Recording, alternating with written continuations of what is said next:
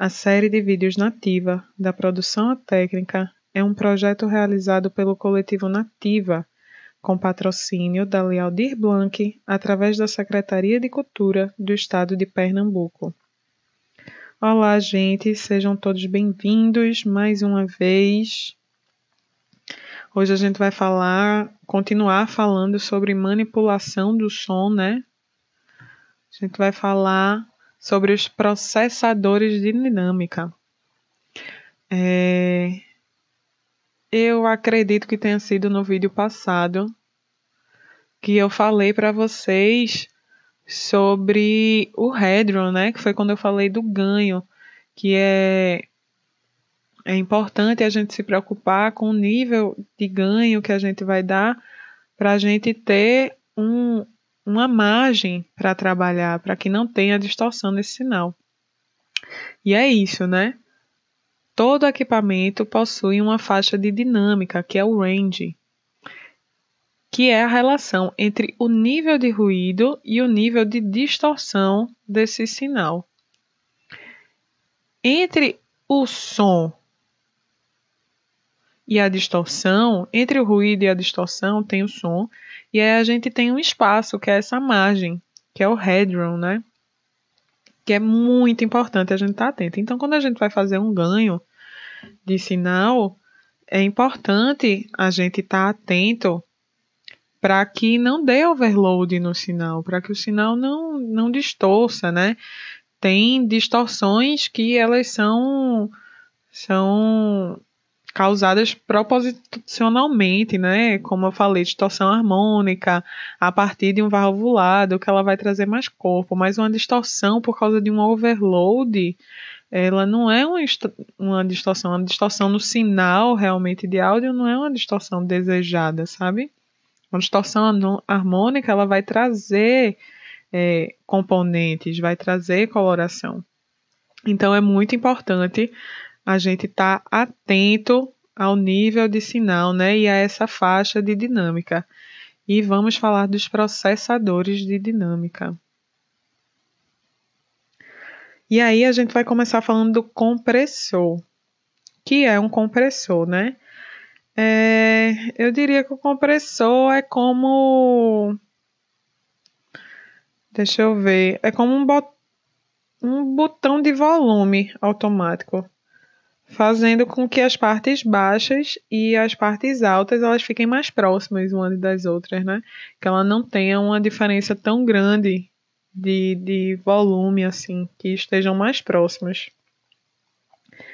E aí a gente tem alguns parâmetros, né, para trabalhar. O threshold é o ponto onde o compressor vai começar a atuar. Ou seja, ali no threshold vai ser o limite de volume. Quando passar do threshold, o meu compressor ele vai começar a atuar. Então, ele vai comprimir esse som, ele vai diminuir o volume desse som. Aquele é o limite, né, do som. Depende, né? A gente vai ver isso daí. Mas é isso, a gente tem o threshold, que é onde vai começar a atuar esse compressor. O ataque é quanto tempo ele vai levar para atuar após o threshold. Após ele alcançar esse nível, por exemplo, vamos supor que aqui eu quero que o meu threshold esteja em menos 12 dB. Se ele passou de menos 12 dB, quanto tempo depois ele vai levar para atacar, né? Para ele começar a atuar. Ele vai ter um ataque rápido ou ele vai deixar um tempinho o som passar para poder atuar, né? Quanto menor o número, mais rápido. Ele é medido em milissegundos aqui. Esse é um API, né? Esse compressor também tem um plugin desse compressor.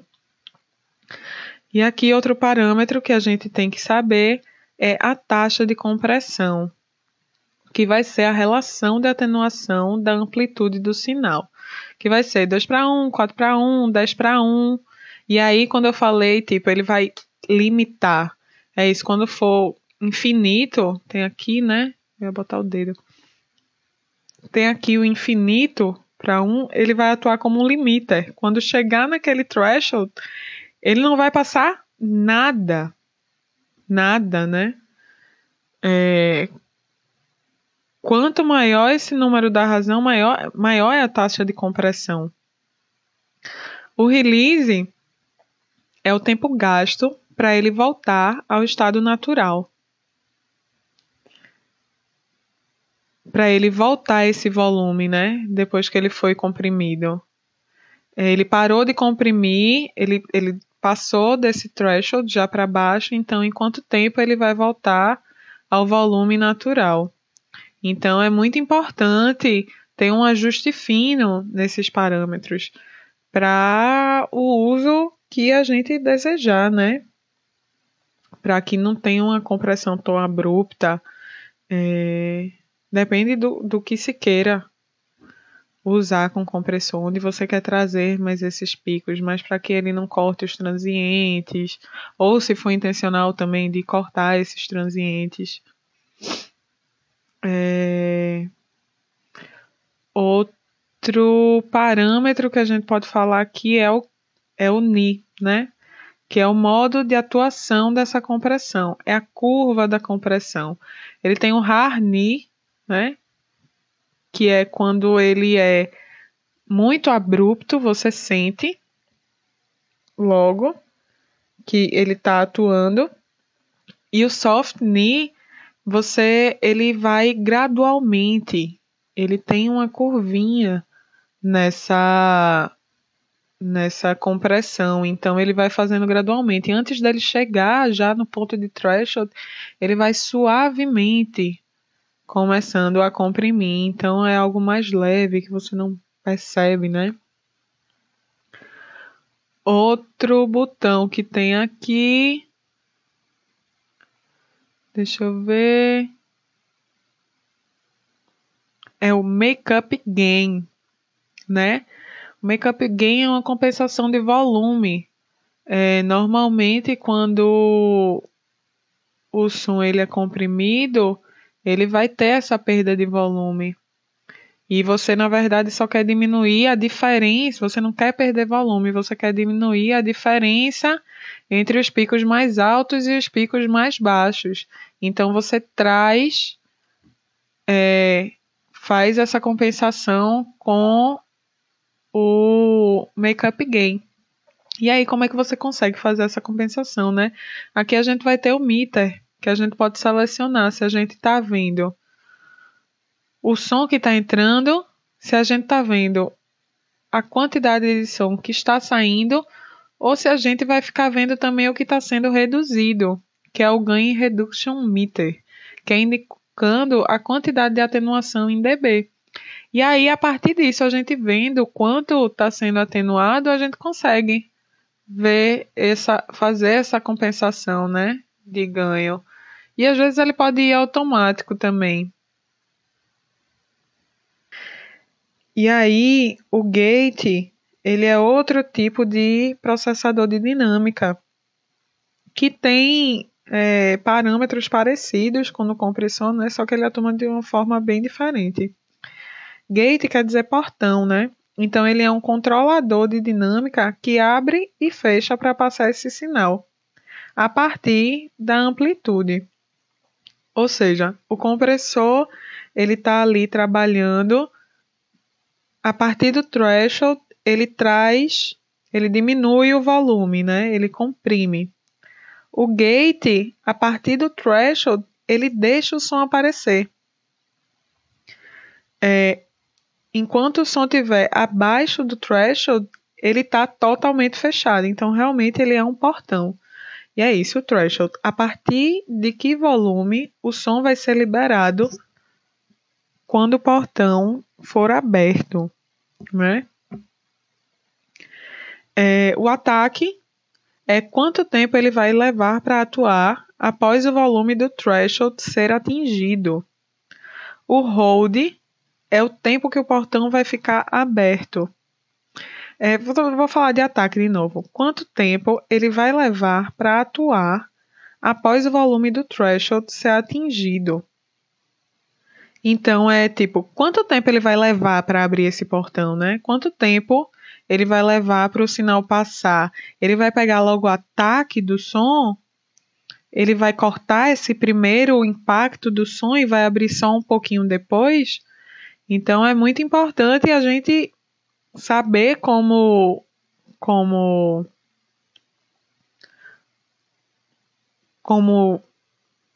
usar esses parâmetros para tirar características do som. Porque eu não sei se vocês estão percebendo uma coisa, né? A gente falou aqui de ataque. Quanto tempo ele leva para atuar após o volume do threshold ser atingido? Então, é o tempo que vai levar para esse portão abrir e para o som começar. O hold é o tempo que o portão vai ficar aberto. E o release é o tempo gasto para ele fechar o sinal depois que passa do threshold. Então, quer dizer que esse sinal foi atenuado e ele continuou caindo e quer saber quanto tempo ele vai ficar fechado, quanto tempo ele vai levar para fechar o sinal, né? E isso, minha gente, não sei se vocês perceberam, é praticamente o envelope sonoro, sabe? É o ataque. Então, isso vai modificar totalmente um determinado som. Ele também pode ser usado em peças de bateria para cortar vazamentos, né? E ressonâncias, assim, tipo um tambor que está muito ressonante, você quer que diminua. Então, você vai mexer no envelope desse som. Você vai fazer com que ele tenha um som com menos sustain, né? Que é esse hold, com menos sustain. Você quer um som com mais kick, você diminui super esse hold, né? Um som mais macetado. E aí ele também é usado para tirar os vazamentos, né?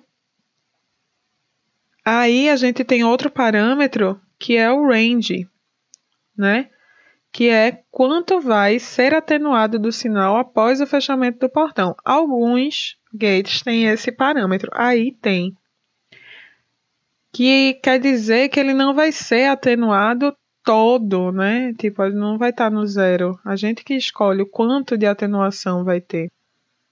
E aí a gente tem o sidechain, que é um controle da abertura por um sinal externo. Então, vai ter um outro canal entrando ali, nesse sidechain, e ele vai ser, toda vez que esse canal for ativado, ele vai abrir o portão. No sidechain, a gente vai ter um low filter e um high filter, que vai determinar qual é a faixa de frequência que vai ser capaz de abrir esse portão, né? Agora vamos falar de expander. Ele meio que funciona de forma contrária ao compressor, né? Ele atenua o que está abaixo do threshold, aumentando a variação de dinâmica. E a diferença entre os picos vão ser maiores, já que tudo que vai estar abaixo do threshold vai ser atenuado. E diferente do gate, que trabalha com range, ele tem uma razão, com a lógica igual a de um compressor. E aí vamos lá, né, para os parâmetros. O threshold, que a gente já conhece, que vai ser o nível de referência, então tudo que tiver abaixo dele vai ser atenuado. A gente vai ter o ataque também, que vai ser quanto tempo ele vai levar para diminuir a amplitude daquele sinal. O hold, em vez de ser quanto tempo ele vai ficar aberto, é quanto tempo ele vai ficar atenuando, né? O release é o tempo para que se pare a atenuação. E aí tem o ratio, né, que é uma proporção de atenuação desse som, igual a do compressor, só que ao contrário. E aí quando a gente está com a taxa de 1 para infinito, ele funciona que nem um gate. Ele também tem um low filter e ele também tem um high filter, né? Esses são os processadores de dinâmica assim, mais usados. E como eu falei, eles mexem no envelope sonoro, né? Então tem muitos usos para ele. E agora, continuando a manipulação do som, efeitos para mixagem agora, né? Vamos falar do reverb. O reverb, ele vem para adicionar características ao sinal de áudio, para destacar, posicionar melhor uma fonte sonora. Ele é um prolongamento do som original, causado por inúmeras reflexões em local fechado. São múltiplas imagens com a diferença de tempo mínima, que não é percebida. A nossa escuta, ela acontece inseridas em espaços acústicos, né? Então a gente escuta com reverb. Por isso a gente aplica reverberações nos instrumentos para se tornar mais natural. Ou não também, né? Todos os efeitos eles podem ser usados de forma artística para dar um destaque a certo elemento. Então não necessariamente ele precisa soar de forma natural. Mas enfim, o reverb ele é muito usado também para trazer essa espacialidade, né? Para trazer essa cola para as coisas, para trazê-las para o plano, né? Essa imagem sonora. E aí eu vou falar um pouquinho dos parâmetros, né?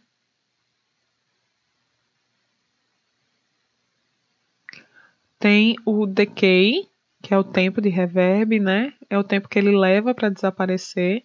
Quanto maior o tempo, maior vai ser a percepção do tamanho da sala. A gente tem o pré-delay, que é a diferença de tempo entre o som direto e a primeira reverberação. Quanto maior o tempo entre uma e outra, maior é a percepção espacial da sala. Assim, ela vai ter uma ideia de que é uma sala maior. Tem o damping, né, que é o controle de equalização do decay, com bandas de frequências separadas. Aí a gente tem a frequência aguda e tem a frequência grave, né? A gente escolhe qual das duas bandas, né? O que de cada duas bandas. Aí tem a densidade. A densidade determina o espaçamento entre as reflexões no decay. Quanto menor o valor, maior é o espaçamento. Aí tem a difusão, né? Que se adiciona mais reflexões. Quanto menos difusão, mais a gente escuta separadamente esse som, porque o som não está sendo difundido pela sala. E aí eu esqueci de colocar, tem aqui também um mix, né? Que ele é que vai dizer o quanto, se a gente está escutando só o sinal processado, se a gente está escutando, depende da porcentagem. Aqui é a porcentagem de sinal processado e de som limpo. Quando está 100% quer dizer que está o sinal todo processado. E aí, outro efeito de mixagem que a gente vai ter também é o delay. A gente ouve ele de forma distinta, né? Diferente do reverb. Ele é mais perceptível, como se fosse uma cópia do sinal, porque ele tem o reverb a gente não percebe, que são muitas reflexões ao mesmo tempo, com um tempo muito rapidinho. Já o delay, a gente consegue perceber essa diferença, né?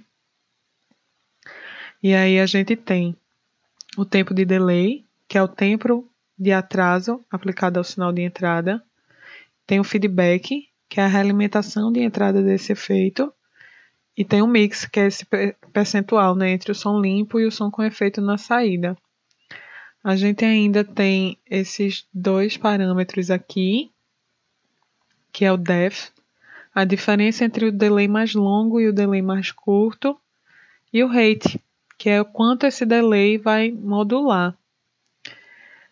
E aí a gente usa o delay para dar destaque em uma determinada parte da música e até para aumentar a profundidade também, sabe? A gente tem vários tipos de delay, inclusive assim em relação a esse tempo, entre o tempo de delay e o feedback. O slap delay, por exemplo, ele é uma reflexão única. Ou seja, ele tem 0% de feedback, né? E com atraso, e aí a gente coloca um atraso maior do que 50 milissegundos. Já o efeito de chorus, ele dá uma ideia de que se tem fontes sonoras distintas, porque ele vai mexer na fase por causa desse atraso, né? Esse atraso vai ser como se aquela onda sonora fosse gerada realmente com atraso físico, né? Ela vai tocar com atraso físico, e isso vai gerar um atraso, vai gerar um ângulo de fase, um ângulo de defasagem, que vai ser usado nos efeitos. Então, gente, espero que vocês estejam gostando e até a próxima.